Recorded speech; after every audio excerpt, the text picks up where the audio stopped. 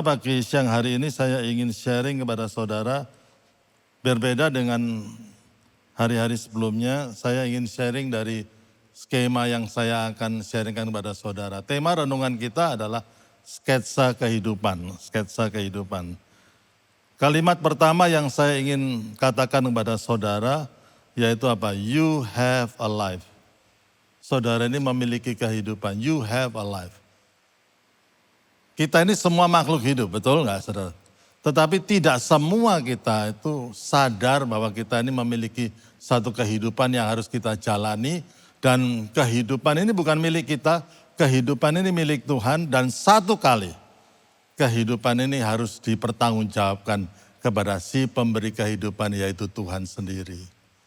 Saudara, sering kali dalam pengembalaan itu saya melihat begini saudara ya. Kalau misalkan orang menikah, saudara, dan seringkali istri mendukung suami, penolong suami, ya itu penting, saudara. Saya menikah dengan Ibu Mariani, dan setelah menikah namanya Ibu Mariani jadi Nyonya Andreas. Saudara. Ya, dialah penolong saya. Nah, hanya karena menikah bukan berarti seorang istri kehilangan kehidupannya, saudara. Dan sering kali begitu terjadi karena istri kehidupannya bisa terhisap habis untuk mendukung suaminya, terhisap habis untuk membesarkan anak-anaknya, dan kemudian at the end of the days, kemudian hidupnya menjadi sesuatu yang rasanya hampa dan rasanya tidak ada sesuatu yang signifikan dalam kehidupannya.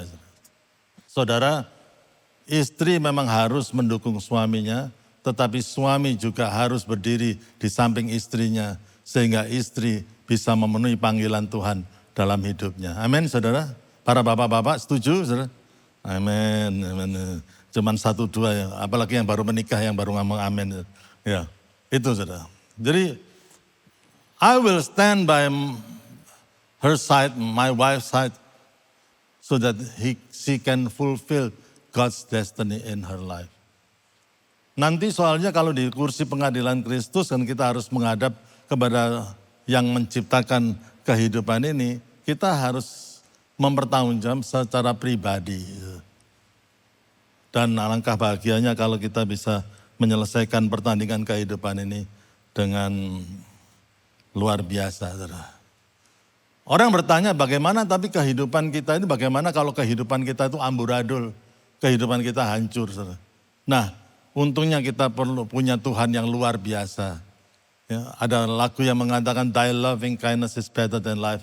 Kemurahanmu lebih dari hidup. Itu artinya apa, saudara? Artinya pada waktu kehidupan itu bisa berantakan. Hidup kita bisa hancur-hancuran, saudara. Tetapi saudara, kasih setia Tuhan itu bisa membuat kehidupan kita itu bermakna kembali di hadapan Tuhan. Itu yang jadi luar biasa.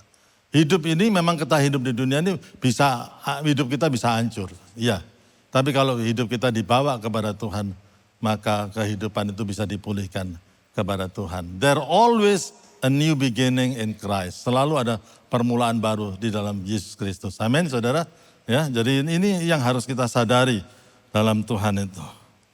Nah saudara, dalam hati kecil kita saudara, tentunya kita ingin kehidupan kita itu diwarnai dengan keberhasilan.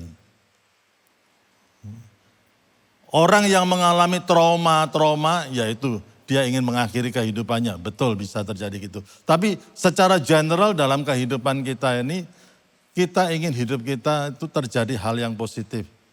Hal yang memberkati kita. Tentunya semuanya itu. Apakah itu salah? Tidak salah. Karena Tuhan sendiri mengatakan dalam 2 Korintus 2 yang ke-14 dikatakan begini. Ayo kita baca bersama-sama 1, 2, 3.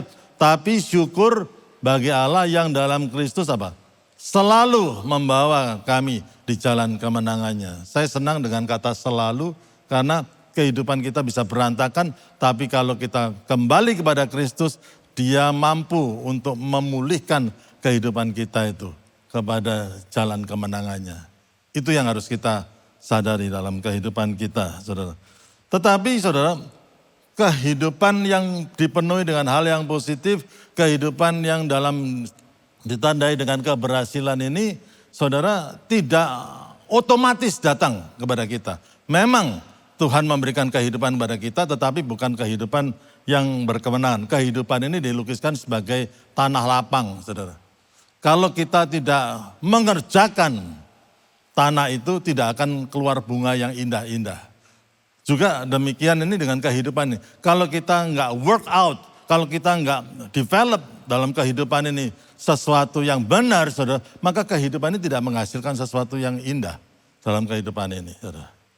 Nah, salah satu yang bisa menyebabkan kita ini mengalami keberhasilan atau hal-hal yang positif terjadi berkat Tuhan pun terjadi dalam kehidupan ini, salah satunya itu apa, saudara? Yaitu kita perlu nyali, saudara, atau keberanian, atau langkah iman. Ketiganya ini adalah sama. Cuman kalau nyali itu jarang dikatakan nyali, saudara. Masalahnya, saudara, nyali ini tidak diajarkan di universitas. Orang itu harus punya nyali, saudara. Ada pepatah mengatakan the strength or expand of our life in the proportion of somebody's courage. Berkerut atau menyusut atau mengembangnya satu kehidupan itu tergantung daripada keberanian seseorang. Tuhan memang memberikan kita kehidupan. Ada pepatah yang mengatakan kalau orang-orang itu menikmati pantai dalam hidupnya, dia tidak akan pernah menemukan daratan atau pulau yang lain sebelum dia berani meninggalkan pantai yang dia nikmati. Kita semua mungkin bisa santai-santai, membuat satu comfort zone, saudara. Tetapi kalau kita nggak berani meninggalkan comfort zone kita, maka tidak akan ada sesuatu yang baru yang terjadi dalam kehidupan kita. Tidak otomatis, saudara. We have to work on sehingga kehidupan ini bisa berkembang menjadi meaningful dan lain sebagainya, saudara. Tadi pagi kita kedatangan seorang pianis, saudara. Dia hari ini dia langsung cabut setelah kebaktian pertama. Adiknya masih di sini, ya. Stephen Tanus, adiknya Sharon Tanus ada dalam kebaktian ini, saudara. Dan siapakah Stephen Tanus itu? Dia adalah pianis buta, saudara.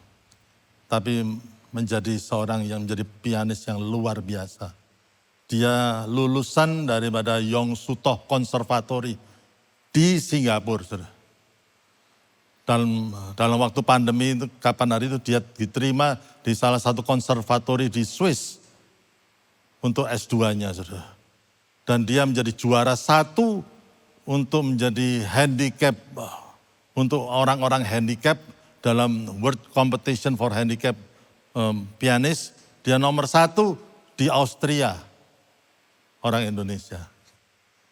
Saya tanya kenapa kok bisa begitu, dia ngomong begini. Om, biasanya orang buta jadi apa sih? Dia ngomong, tukang pijet om. Saya kaget waktu dia ngomong, tukang pijet. Aku gak mau jadi tukang pijet. Aku mau jadi pianis. Saudara, pada waktu saya mendengar itu, aduh. Hidupnya dibatasi dengan segala macam keterbatasan. Tapi jiwanya lepas, penuh dengan keberanian, saudara.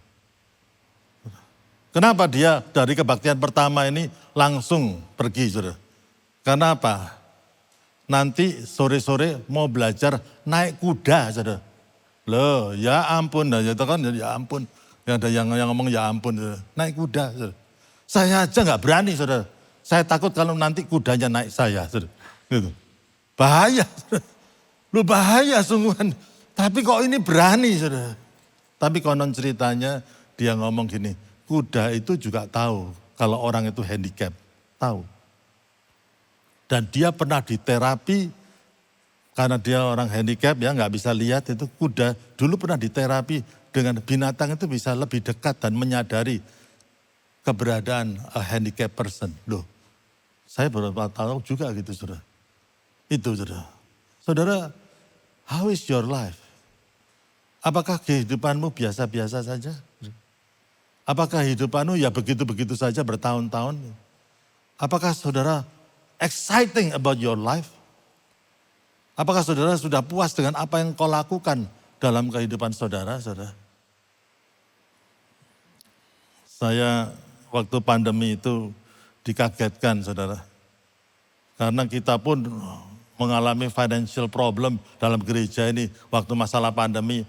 Dan kemudian istri saya mengatakan, aku mau buat papan bunga dan jualan papan bunga. Loh, ini bukan promosi loh, ini bukan promosi. Nah terus gimana, saudara? Awalnya gimana, saudara? Waktu saya ulang tahun biasanya dikasih kado, ini enggak dikasih kado, dikasih papan bunga. Loh, ya sudahlah ya, papan bunga. Saya lihat, loh kok bisa ya membuat papan bunga. Dan dikembangkan. Dan akhirnya sekarang dia mahir sekali dalam membuat papan bunga. Ada Instagramnya, kalau mau tanya istri saya sendiri. Gitu. Bukan promosi. Ya, saudara, tapi saya lihat loh, kok dia bisa berkreasi dalam usia yang sudah tidak muda lagi. Tapi masih mau mengembangkan hidupnya. Kepingin belajar ini, kepingin belajar itu, kepingin belajar ini, kepingin belajar itu. Dan wah luar biasa, saudara. Dia kenal Tuhan, ya. Dia kenal Tuhan, dia hidupnya berkembang karena satu dia kenal Tuhan. Dan yang kedua dia kenal Mbah Google. Itu yang membuat kehidupannya berkembang, saudara. Ya, jadi itu kira-kira, nanti saya akan cerita lagi, saudara. Ya. Nah, saudara, masalah nyali ini, satu keberanian ini adalah salah satu faktor yang bisa mengembangkan kehidupan saudara, saudara. Saya kalau melihat kembali kehidupan saya itu dari awal dari pengembalaan itu kita beli tanah, kita bangun ini, bangun itu. Kalau dilihat kembali belum tentu berani loh, saudara. Tapi pada saat itu Tuhan berikan keberanian, saudara. The right time and the right moment, saudara ya. Nah sekarang kan kita lihat nyali. Nyali itu apa sih, saudara? Enggak cuma nekat aja, tapi nyali itu ada tiga elemen yang membentuk sebuah keberanian iman, saudara. Tiga hal. Satu, saudara, yaitu kita harus broad in knowledge. Ada pengetahuan itu penting, bukan berarti pengetahuan tidak penting. Pengetahuan itu penting, saudara. Amsal 19 ayat yang kedua, mari kita baca bersama-sama, 1, 2, 3. Tanpa pengetahuan, kerajinan pun tidak baik. Orang yang tergesa-gesa akan salah langkah, saudara. Jadi pengetahuan, knowledge itu penting, saudara. Orang karismatik kalau ngomong pengetahuan tidak penting, salah, saudara. Kita harus mengembangkan wawasan kita. Kita harus mengembangkan dunia kita, kehidupan kita dengan pengetahuan, saudara. Nah, saudara, kita beruntung hidup dalam situasi seperti ini karena kita ada medsos, kan, ya. Seperti tadi itu. Saya katakan, temannya istri saya satunya namanya Mbah Google itu, saudara. Satu kali dia tidak bisa membuka itu loh, saudara. Kayak apa sih itu, sambuk gitu loh, sambuk gitu loh, salep sambuk gitu loh, saudara. Saya berusaha bantu, tapi sekeras saya buka, nggak bisa dibuka, saudara. Saya nggak tahu kalau istri saya itu lagi calling Mbah Google, saudara. Katanya Google, saudara tahu bagaimana membuka salep yang sulit dibuka, saudara? Dikasih karet, sudah tak kasih karet, tidak bisa, saudara. Katanya Mbah Google itu dibanting, saudara. Nah maksudnya dia didok-dok di lantai gitu, saudara. Begitu, coba kita turuti aja Mbah Google, kebuka, saudara. Coba saudara nanti di rumah, kalau sudah sulit membuka itu ada salep apa, coba. Ternyata begitu mudahnya, saudara. Saya baru, waduh, knowledge, itu knowledge, saudara. Orang yang menang dalam knowledge, dalam pengetahuannya, menang dalam kehidupannya, saudara. Betul nggak, saudara? Makin tahu, bisa makin mendapat kemenangan, saudara. Orang yang jual properti, kalau tahu bahwa satu daerah itu mau di-develop, ya dibeli dulu, saudara. Dan kemudian akhirnya dijual lagi, dapat untung. Ya menang, dia lah menang. Knowledge itu penting, saudara. Tapi kalau ada orang punya nyali, tapi nggak punya knowledge atau nggak punya pengetahuan, itu namanya bonek, saudara. bondo nekat, saudara. Itu, saudara. Nggak akan kemana-mana karena nggak punya knowledge, saudara. Kita dipanggil oleh Tuhan itu untuk terus belajar, dan terus belajar, dan terus belajar. Amin, saudara. Ini penting. Nah, satu kali saya ditanyain sama jemaat, saudara. Orang Kristen boleh main saham nggak? Menurut saudara bagaimana? Saudara? Boleh main saham nggak? Siapa yang mengatakan boleh angkat tangan, saudara? Ya, biasanya yang angkat tangan itu yang main saham, saudara. Yang tidak angkat tangan tidak main saham, takut, saudara. Ya, jadi, nah gini, saudara. Ada hal yang tidak bisa dijawab yes and no. Tidak bisa, saudara. Tidak bisa, saudara. Tapi salah benarnya itu tergantung. Tergantung dari apa? Knowledge yang dia punyai, saudara. Kalau pengetahuannya di bursa saham itu tinggi, saudara, maka apa? Nilai investasinya akan tinggi, saudara. Tapi kalau dia tidak punya knowledge, hanya bondo nekat, tidak punya pengetahuan tentang di bursa saham, maka nilai spekulasinya yang akan meningkat. Nah itu yang bahaya. Itu yang akan menghancurkan orang, saudara. Nggak tahu apa-apa tapi nekat, saudara. Oh katanya orang main saham itu cepat kaya. Oh coba, bablas, saudara. Tambah habis, saudara. Karena, saudara, ini knowledge itu penting, saudara. Oleh sebab itu, sampai kapanpun juga jangan pernah berhenti untuk belajar dan menambah pengetahuan saudara. Buku apa yang saudara terakhir ini saudara baca? Mama saya itu, saya kagum dengan mama saya karena di usia 93 tahun ini dia masih membaca buku, dia nulis, meringkas khotbah dan lain sebagainya. Kemudian dikirimkan ke teman-temannya, ke family-familinya. Saudara, never too old to study. If you stop studying, kalau saudara berhenti belajar, saudara berhenti bertumbuh. Mama saya selalu mengatakan begini, saudara. Ada pepatah yang mengatakan begini. Gitu. Nek mripate padang, atine jembar. Pepatah bahasa Jawa, saudara. Kalau matanya terang, hatinya bisa lapang. Kenapa banyak orang pandangannya menciut, perspektifnya itu kecil sekali. Karena nggak pernah melihat perspektif yang besar. Saudara. Dan pada waktu engkau belajar, pengetahuanmu semakin meluas, saudara. Engkau semakin juga berani, saudara. Ya, engkau semakin berani mengimani, ambil langkah iman, saudara. Ya, banyak orang berani beriman untuk orang yang lain, tapi untuk iman untuk diri sendiri takut. Bu, percaya enggak kalau anak-anaknya ibu akan dipakai Tuhan secara luar biasa? Percaya Pak Andreas, percaya. Saya percaya sama Tuhan. Percaya enggak kalau ibu sendiri akan dipakai sama Tuhan? Oh, siapa saya Pak Andreas? Saya ini enggak pendidikan, biar anak-anak saya yang, nah, saudara. Kadang-kadang mengimani untuk orang lain lebih gampang untuk mengimani diri sendiri, saudara. Hatinya bisa ciut, kenapa? Tidak ada nyalinya, tidak ada imannya, tidak ada keberanian untuk itu. Yang kedua, saudara, bukan hanya broad in knowledge, tetapi deep in skill. Orang yang skillful, saudara. Amsal 22 itu 29, ayo kita baca bersama-sama, 1, 2, 3. Pernahkah engkau melihat orang yang cakap dalam pekerjaannya? Di hadapan raja-raja ia akan berdiri, bukan di hadapan orang-orang yang hina. Jadi skill itu penting, bukan hanya pengetahuan saja, tapi pengetahuan itu diwujudkan juga di dalam keterampilan, saudara. Keterampilan. Banyak lulusan teknik sipil yang kalah pinter sama mandor, saudara. Mandor itu pinter, saudara, karena dia praktikal dalam. Orang hanya kalau insinyur teknik sipil hanya tahu pengetahuan saja tapi kalah pinter sama mandornya. Saudara.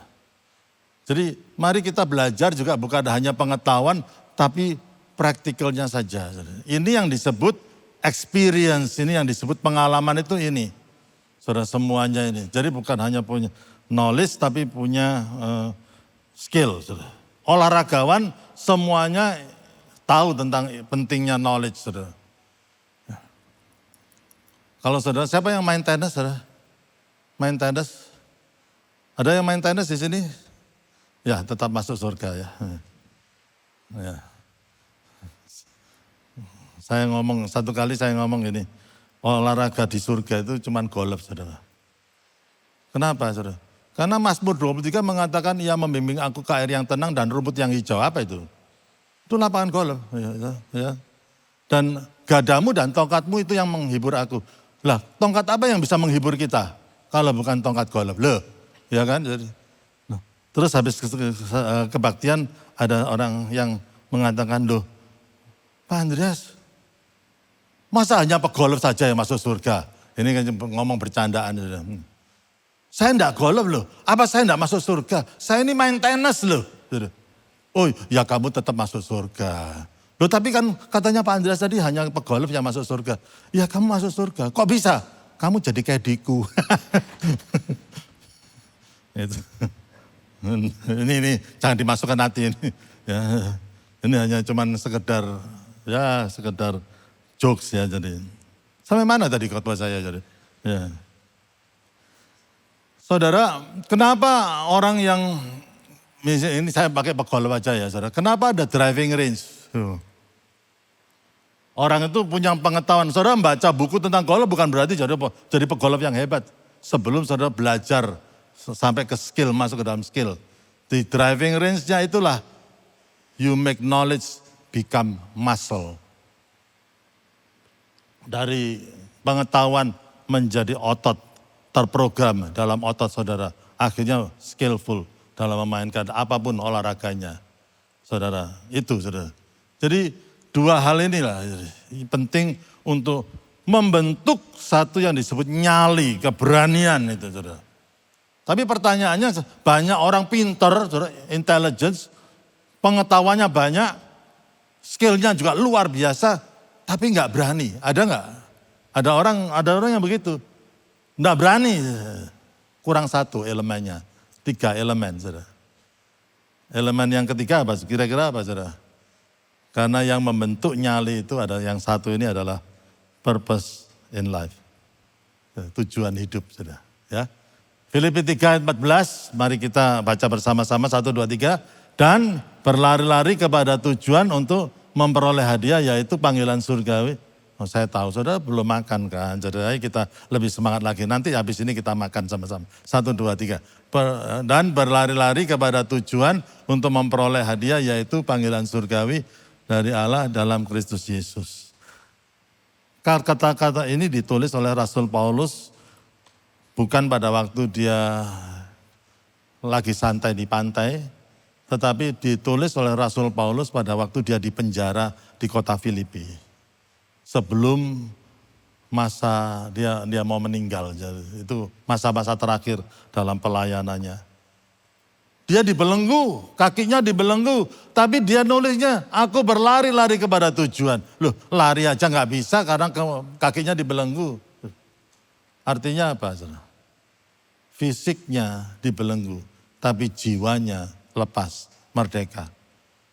Dia berani mengimpikan apa saja. Masalahnya banyak orang yang fisiknya bebas, merdeka, tapi jiwanya yang terbelenggu. Sehingga tidak berani bermimpi, sehingga tidak berani melakukan langkah-langkah iman. Saudara, kalau tidak ada langkah iman, tidak ada ceritanya di Alkitab Petrus berjalan di atas air. Nah untuk Petrus berjalan di atas air itu saudara, dia bilang, kalau memang engkau itu Yesus, suruhlah aku berjalan di atas air, datanglah. Saudara. Kalau kita gimana? Kalau bilang ini dalam perahu loh saudara, ada ombak yang besar dan itu ada Tuhan Yesus, datanglah. Kalau kita bagaimana? Kita keluar dari perahu, kita ngetes. Loh Tuhan, ini air loh Tuhan, kok enggak jadi keras ya? Ini kan gitu saudara. Tapi Petrus enggak, datanglah, dia lompat dari perahu aja, dia jalan. All he has to do is walk. Tapi masalah berjalan di atas air itu bukan masalahnya dia, itu masalahnya Tuhan. Pada waktu dia memberanikan, punya keberanian iman untuk melangkahkan kakinya di air itu, maka mujizat terjadi. Saudara, apa yang sedang engkau inginkan sungguh-sungguh? Saudara ingin mendambakan apa dalam kehidupan saudara? Mari kita lihat kehidupan Daud, sketsa kehidupan Daud dalam kehidupannya. dari prinsip ini, nyali ini, sampai dia mengalami satu keberhasilan dalam mengalahkan Goliat, sampai dia bisa menjadi raja. Dia itu mengawali dirinya sebagai penggembala domba, saudara. Dan kemudian kok bisa dia itu jadi raja. Karena dia punya keberanian. Dan inilah pengetahuan, saudara. Kalau kita lihat, pertama dia punya pengetahuan. Walaupun dia penggembala domba, dia ngomong sama Raja Saul, hambamu ini mengembalakan kambing domba. Tahu secara pengetahuan, apabila datang singa atau beruang, dikatakan yang menerkam salah satu domba dari kawanannya, maka aku akan mengejarnya, menghajarnya, dan melepaskan domba itu dari mulutnya. Wow, nyalinya luar biasa ya. Dan itu dia tahu lapangan penggembalaannya. Dia tahu di mana ada padang gurun yang ada rumput hijau, itu ada untuk makanan dari domba-dombanya. Dia tahu daerah ini bahaya atau aman atau tidak. Dan dia tahu, tapi kalau memang ada padang rumput tapi di situ ada beruangnya, dia perlu waspas dan lain sebagainya. Dia mestinya tahu bagaimana menghadapi beruang dan pengetahuannya luas. Tapi pengetahuannya itu tidak didasari, bukan didasari out of nothing, tapi didasari dengan skillnya itu, saudara. Satu keahliannya itu, saudara. Yaitu apa? Salah satu keahliannya itu yaitu mengali-ali, mengumban. Ternyata di Israel itu ada satu suku yang hebat dalam mengumban. Hakim-Hakim 20 ayat yang ke-16, mari kita baca bersama-sama Hakim-Hakim 20:16. Dari segala laskar ini ada, 700 orang pilihan yang kidal dan setiap orang dari mereka dapat mengumban dengan tidak pernah meleset sampai sehelai rambut pun. Can you imagine that? Saudara bisa tahu betapa ratusan batu mungkin yang harus dia latih. Sampai tidak meleset sehelai rambut pun. Jadi pada waktu melawan Goliat, dia bukan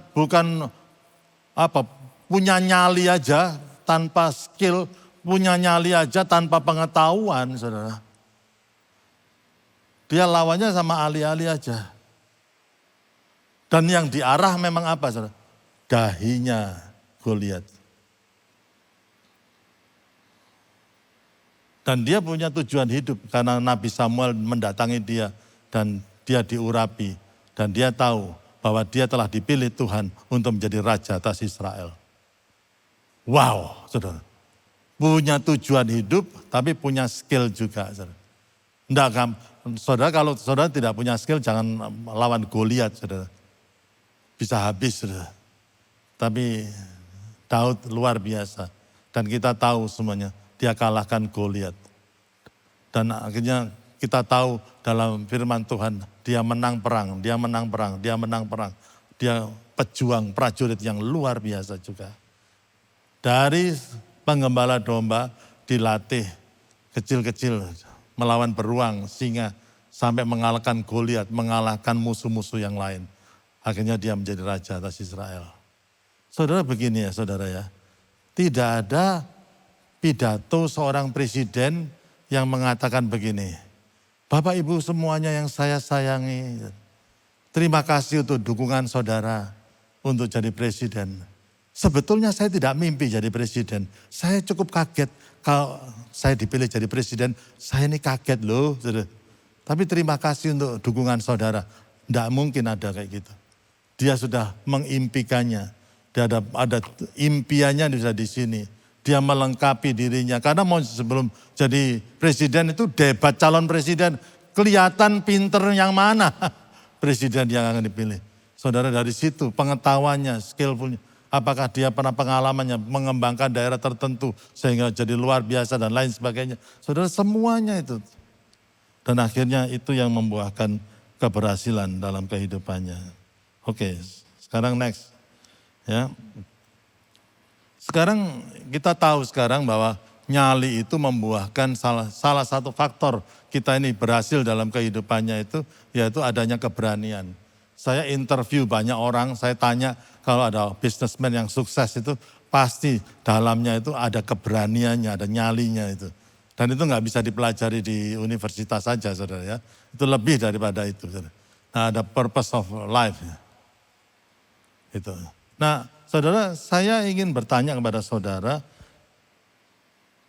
kalau ada orang yang bukan Kristen menerapkan prinsip ini, saudara, kira-kira sukses atau enggak? Kalau ada orang yang tidak mengenal Tuhan, kalau menerapkan prinsip ini, kira-kira sukses atau enggak? Hah? Apa? Sukses. Karena all truth is God's truth. Semua kebenaran itu adalah kebenaran dari Tuhan. Saudara, memang tidak ditulis di dalam Alkitab semuanya. Ya. Di pompa bensin dilarang merokok, tidak ada di Alkitab, saudara. Tapi kita tahu bahwa itu tidak baik dilakukan. Saudara bisa kebakaran, ya kan? Nah, orang yang tidak kenal Tuhan, jika dia menerapkan prinsip ini, dia akan berhasil dalam hidupnya.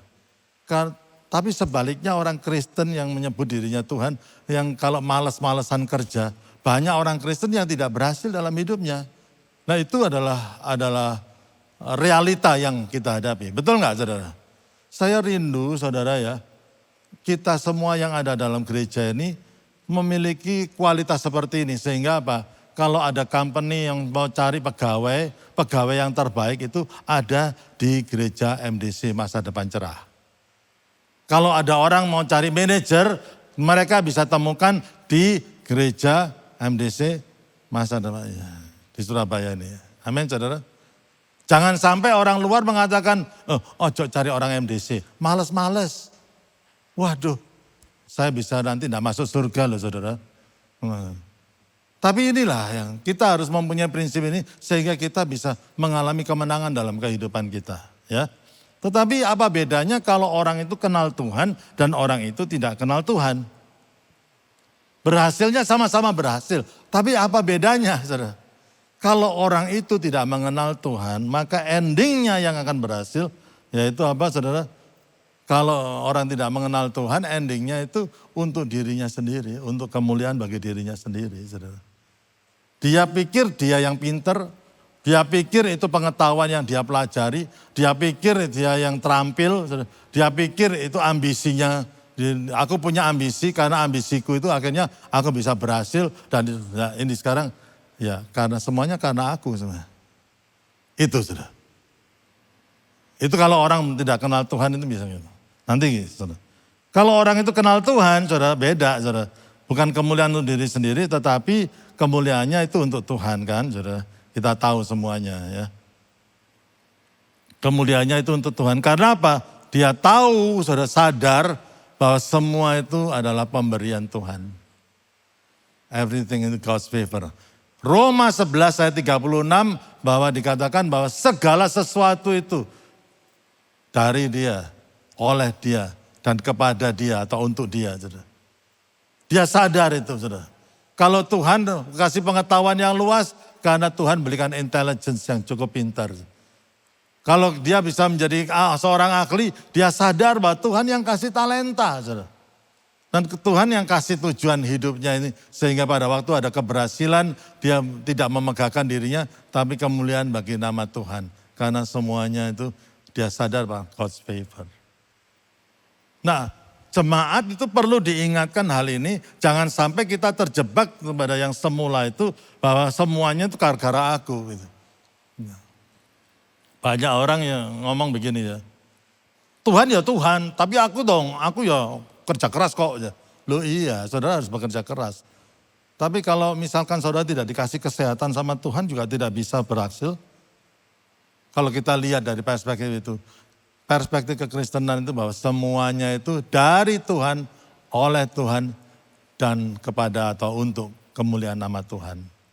Saudara, ini hal yang sangat penting yang jangan sampai sketsa kehidupan ini jangan sampai lepas dari saudara.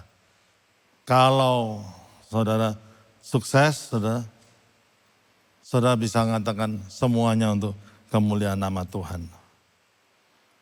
Apakah saya terlalu cepat? Saya harap saudara mengerti ini. Jadi saudara kita sekarang bisa melihat bahwa ada dua kemungkinan kalau orang itu sukses. Satu untuk kemuliaan diri sendiri dan satu untuk kemuliaan nama Tuhan. Ya. Memang orang itu punya nyali, yes. Ya, benar. Tapi jangan sampai kita terjebak dengan pada diri sendiri ini.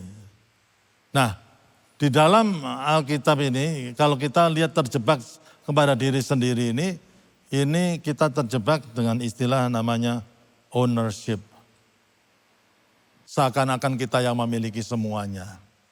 Kita memiliki pengetahuan, kita memiliki keahlian, kita memiliki ambisi. Akhirnya kita sukses dan aku jadi rajanya, aku yang paling hebat. I own everything, aku yang memiliki semuanya.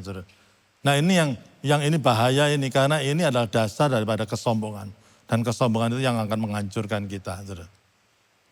Nah yang atas itu yang disebut di Alkitab sebagai stewardship. Jadi orang yang bisa dipercaya, hamba yang bisa dipercaya. Seorang steward tidak menganggap bahwa ini adalah miliknya. Tidak menganggap ini adalah miliknya. Sudah tahu nggak bahwa anak-anak yang kau miliki itu bukan milikmu sendiri? Itu pemberian Tuhan. Itu anaknya Tuhan yang dititipkan ke kamu. Saudara tahu nggak bahwa istri yang diberikan Tuhan kepada itu bukan istrimu milikmu sendiri atau suamimu sendiri. Itu pemberian Tuhan bagi hidupmu. Satu kali nanti diminta, kita ini tidak bisa predikat owner itu, owner kita ini tidak bisa memiliki predikat kita ini pemilik, saudara. Karena segala sesuatu yang kita ada pada kita itu tidak kita bawa selama-lamanya dengan kita.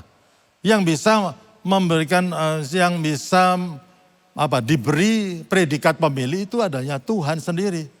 Karena kalau sudah itu di tangan Tuhan, dari kekal sampai kekal itu di tangan Tuhan. Tidak bisa dirampas, bahkan kematian pun tidak bisa merampas dari tangan Tuhan. Itulah dia pemilik segalanya. Kita ini hanya orang yang bisa dipercaya. We are not the owner of everything. Karena kita nggak bawa mati harta kita. Kita nggak bawa mati. Yang itu. Nah saudara bahayanya. Ada pepatah yang mengatakan begini. Orang miskin adalah orang yang tidak memiliki apa-apa kecuali uang. Orang miskin adalah orang yang tidak memiliki apa-apa kecuali uang. He owns everything. Tapi apakah dia memiliki sahabat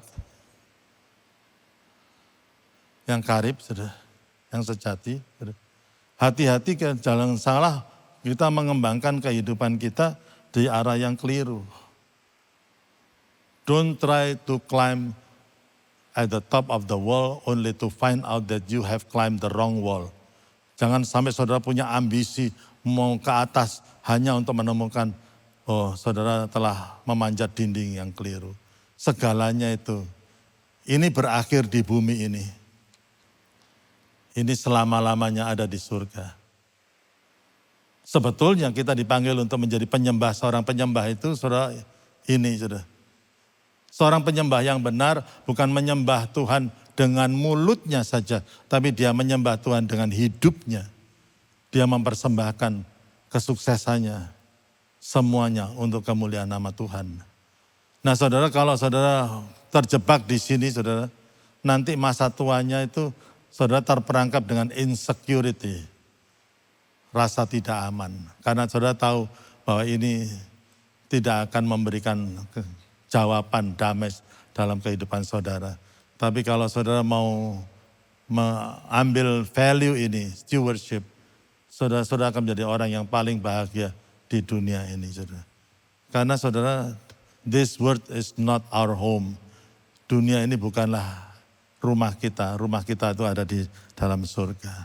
Amin saudara, itu yang paling penting. Mari kita selaraskan skema hidup kita dengan yang benar, sehingga satu kali kita menjadi steward atau orang kepercayaan. Ya, dengan akhirnya final welcome. Matius 25 ayat 21. Kita baca bersama-sama. 1, 2, 3.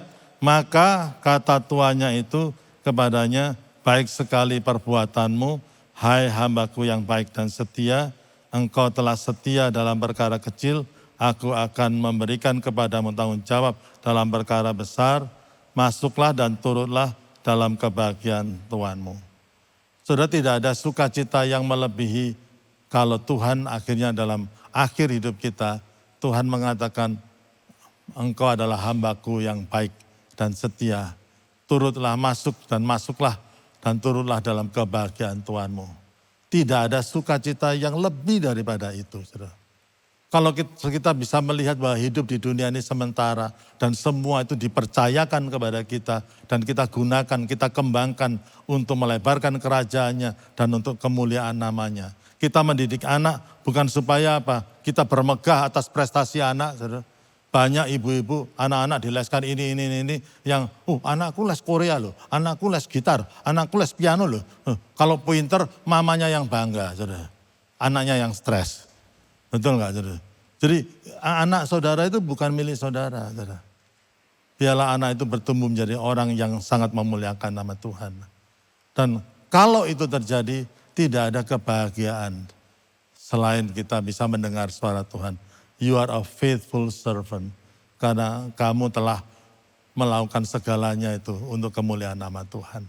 Berbahagialah kepada setiap saudara. Hari ini memang gereja harus diingatkan tentang masalah ini. Dan mari kita menyelaraskan kehidupan kita. Sehingga satu kali kita mendengar suara Tuhan Yesus mengatakan, engkau hambaku yang setia, masuklah dan turutlah dalam kebahagiaan Tuhanmu. God bless you all. Amen. Amen, amen, amen.